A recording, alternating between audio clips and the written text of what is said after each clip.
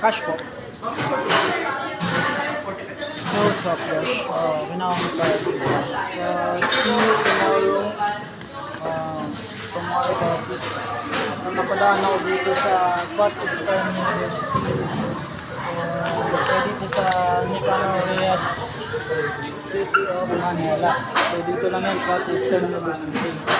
So, mapapansin nyo dito, mga dito. So, yan, dito tayo. So, mamaya, kumalit pa rin lang, McDo kay manager. So, yun.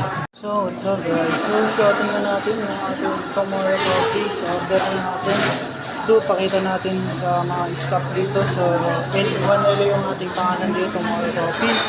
Napadaan na ako kasi umorder lang ako dito. Kasi nangyayaan ako dito sa Nicanor Reyes City of Manila. So, katawagin lang daw itong pangalan. So, parang pakita, i-reveal natin sila.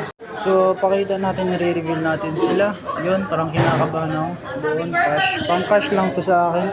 So, madaming tao dito. So, yun. Salamat. Thank you.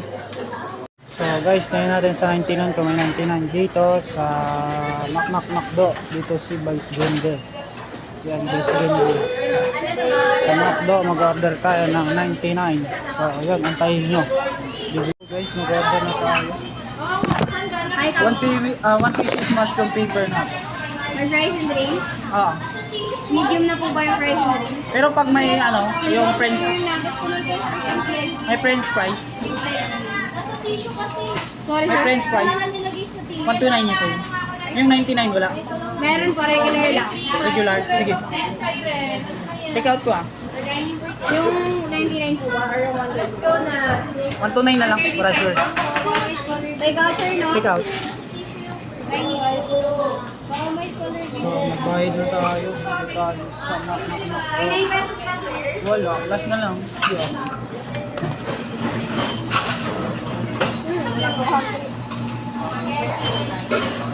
So, yun. Ano, sir? So, cut na lang natin po. So, order na natin. Naka-order na tayo dito. So, naka-order na sila. Dami dito. So, salamat dito. Regalo ko sa inyo. Yan. Oo, sa'yo pala to. Amaman mo na to. Saan mo na yun? May McDo lang. Hindi, may hindi. Yan. Magkano yan? Magkano? Coffee. Yan, magkano sa kanya? Tomorrow. Tomorrow coffee. Oo, walang babay. Bukas ko pa.